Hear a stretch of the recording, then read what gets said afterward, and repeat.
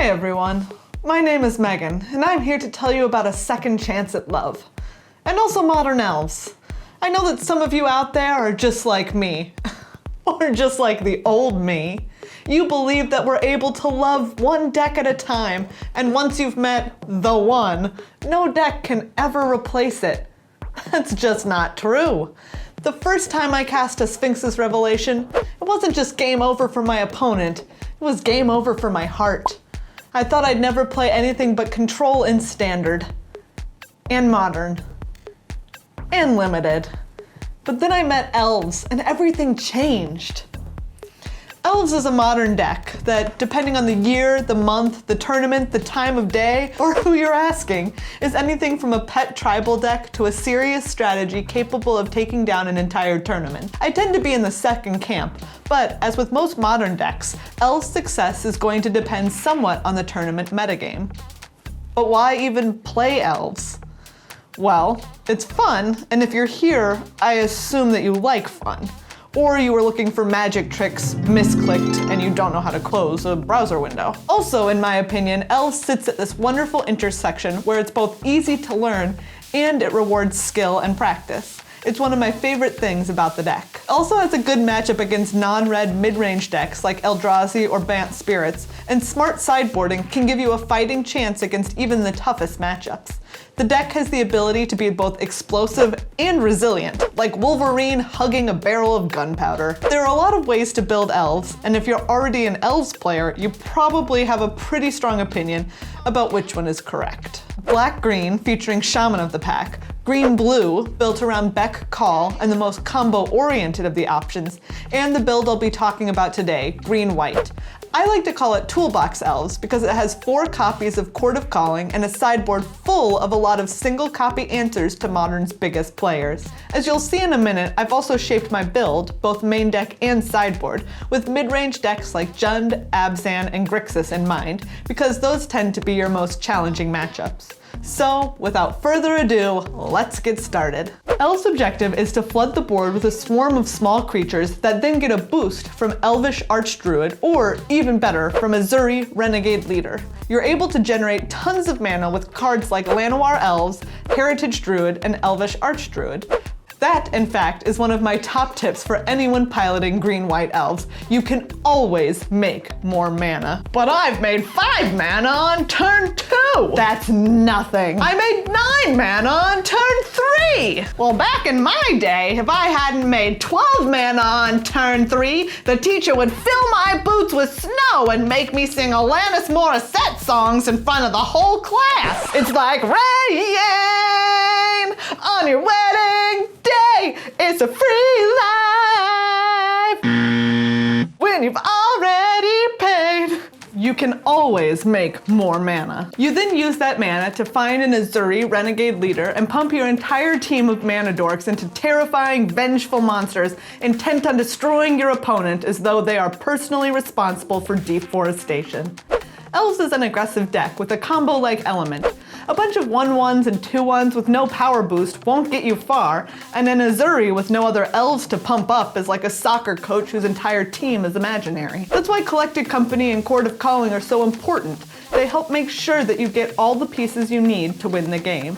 With that in mind, your opening hand is important. You really want to have a turn 1 play, and you're likely to since you have 16 of them in the deck. Hello, friends! You also don't want more than a land or 2. Because so many of your creatures make mana and you're trying to build up a swarm of attackers, too many lands dilute the effectiveness of the deck's strategy. In a perfect world, your opening hand will have a Heritage Druid and a Dwynen's Elite, or a pair of other 1-drops. With the right cards and the right sequencing, you can potentially empty your entire hand on turn 2, putting upwards of 16 or 17 power into play. Let's take a closer look at the creatures that make up green-white elves. First, we'll talk turn 1 mana dorks, Llanowar Elves, and Elvish Mystic. Simple, straightforward. They're 1/1s that tap to add green. They're an ideal turn 1 play because they'll help you cast more creatures on turn 2. Heritage Druid is another great 1-drop, though you're unlikely to play it on turn 1 unless you have no other 1-drops. In that case, hopefully you have a Dwynen's Elite to follow it up with on turn 2. Heritage Druid is a lightning rod for lightning bolts, so you have to be thoughtful about when you're playing it. Heritage Druid doesn't care if it, or any other elf, is summoning sick. It's a taskmaster, driven to get 3 mana in any circumstance, even out of the most reluctant elves who think they're better than that. But I'm a fighter! Heritage Druid is what makes the deck's most explosive openings possible. Finally, there's Nettle Sentinel, the odd elf out at the 1-drop family reunion. It's a 2/2 that doesn't untap during your untap step, but does untap every time you cast a green spell. Nettle Sentinel never behaves the way other elves expect it to, and we love it for that. Most of the time. If you're playing this deck on Magic Online, the client reminds you of Nettle Sentinel's untap trigger. If you're playing in person, you have to be on top of those untap triggers yourself, or you could find yourself in an awkward situation. Like, say, in a round 1 feature match at a GP where you forget to untap it and as a result are just short of lethal damage on your following turn. And Meghan actually forgot to untap her Nettle Sentinel. But who would do that? Obviously, Nettle Sentinel is great with Heritage Druid, as you can tap it to add mana, untap it when you cast your spell, and use it all over again. Provided you remember to untap it. Let's move on to 2-drops. The most important one of these is arguably Dwynen's Elite, because with 1 card, you get 2 elf bodies. But like, not in a weird way.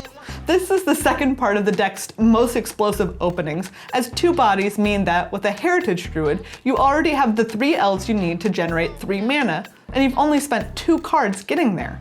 It's also key to the deck's swarm strategy, as again, you get 2 elves for the price of 1. In my version of the deck, Dwynen's Elite is the only 2-drop that's a 4 of. Next we have Elvish Visionary. I love Elvish Visionary because I love drawing cards, and you should too, even in an aggressive deck like this one. It's important that this deck maintains velocity as the game progresses, that it doesn't peter out at the end with a proverbial whimper.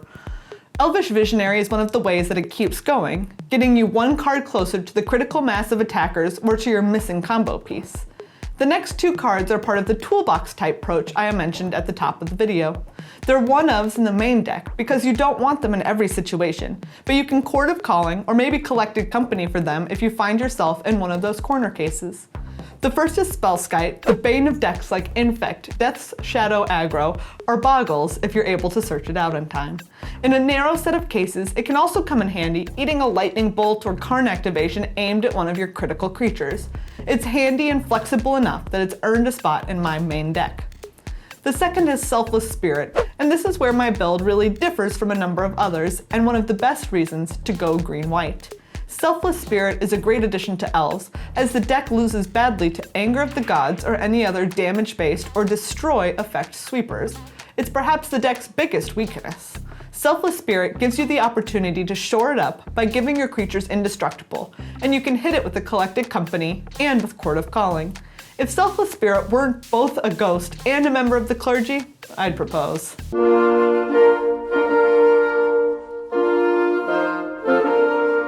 On to 3-drops. Here we have the deck's punchiest cards, the ones that take those little elves' big dreams of destruction and make them possible.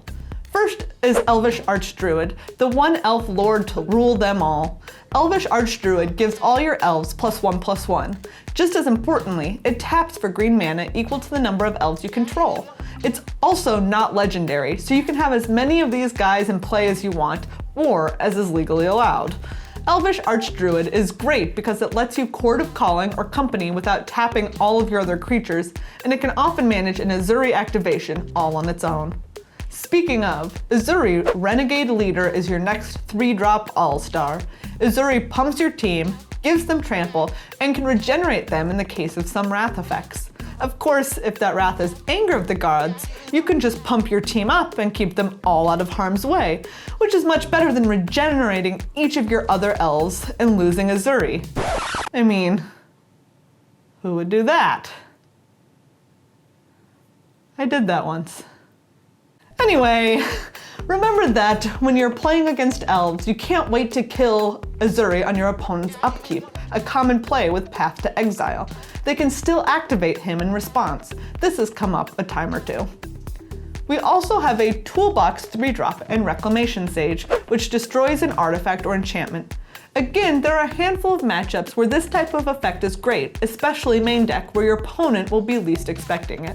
Then there's Eternal Witness, which can return a card from your graveyard to your hand. It's handy in controlling, removal-heavy matchups, where they might run you out of all your copies of Ezuri or Elvish Archdruid, or to return a Collected Company to your hand to refill the board.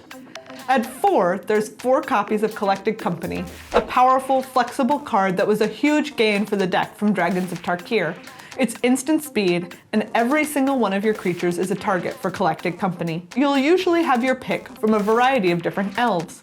Again, this plays well with the deck's combo-esque strategy. If you're missing a swarm, a Dwynen's Elite plus another elf provide a sudden army. If you have the swarm but not the power, you can put an Archdruid or Ezuri into play. Need a lot of mana? Heritage Druid or Elvish Archdruid are great hits. Chord of Calling only gets you 1 creature to Collected Company's 2, but it allows you to pinpoint the creature you need most and get it into play. It's the critical component in the toolbox strategy I keep talking about. It gives you 4 additional chances to hit critical cards, whether it's an Archdruid for mana, Ezuri for the kill, Spellskite to prevent an infect kill, or a Selfless Spirit to save your team from a wrath. For our lands, we have Forest, Razorverge Thickets for white, a Pendelhaven to occasionally pump a 1/1, Horizon Canopies, which we love because we can crack them for a card when we're flooding, Cavern of Souls for anyone trying to counter our creatures, and a Nykthos, Shrine to Nyx. Some people argue for running Westval Abbey in the Nykthos Shrine for Nyx spot. I prefer Nykthos as there are a number of times when the huge chunk of mana it makes is all the difference between winning and losing. You can, for instance, chord for an Ezuri and activate it in a single turn with a Nykthos in play, or perhaps double activate an Ezuri. It's time to move on to the sideboard. Our sideboard is all 1 or 2 ofs, as many of our answers to classic modern strategies are creatures, and Collected Company and Chord of Calling give us expanded access to even a single copy of a key answer card. There's another Selfless Spirit here, because there's a fair amount of Anger of the Gods out there right now, and it's one of the cards I've found myself wanting the most out of the sideboard. There's a Scavenging Ooze, most often brought in against Dredge. I'll be keeping this in my sideboard for the time being, until we see what the banning of Golgari Grave Troll does to Dredge in the modern metagame. We have a Melira, Sylvok Outcast, who prevents you from getting poison counters, your creatures from getting -1/-1 counters, and takes Infect away from your opponent's creatures. This card is for Infect. Essence Warden is for burn. Sometimes it gains you a lot of life. Sometimes it eats a lightning bolt. Either way, good job, Essence Warden. 2 Fracturing Gusts come in against both Lantern Control and Affinity. So does Kataki, War's Wage, which, while not quite as brutal, can be put into play with both Collected Company and Chord of Calling. 2 Path to Exile are for matchups like Infect and Death's Shadow aggro, which rely on 1 creature with a lot of different pump spells on it. I also tend to bring 1 or 2 in against Valakut Primeval Titan decks, as killing the Titan before it can attack will often push their clock on you a turn or 2 later. There's an Eidolon of Rhetoric, which is specifically for combo decks like Storm, or even a deck like Ad Nauseam, which must cast at least 2 spells in a single turn to win. While it seems like this might hurt our own strategy, we're actually looking to cast most of our spells in the first 2 or 3 turns of the game. By the time this hits the table, we're just looking for the final piece we need to win, and it's effective against decks where our only other recourse is to kill them before they combo. We have an Elvish Champion, which gives elves, all elves, Forest Walk. I bring this in against anything that has forests in it, as it also gives your elves +1/+1 and can disrupt your opponent's plans for stabilizing with blockers. Beware casting this against another elves deck. It gives all elves Forest Walk. I bring Aven Mindsensor in against Tron, where if it comes down early enough, it can prevent them from finding their Tron pieces, and against Valakut decks, as those rely on searching for lands, whether it's with Scapeshift or with Primeval Titan. I have 2 copies of Lead the Stampede, which are for any control or mid-range deck with a lot of removal or sweepers. It refills your hand and presses your opponent to keep drawing enough answers. Chameleon Colossus is for mid-range and control decks with black in them, as it can sometimes steal a win. That's it for modern green-white elves. Thanks so much for tuning in. Elves is a fun deck that challenges your mathematical and problem-solving skills while taking down games with swarms of creatures. So get out there and play it, and good luck, high five.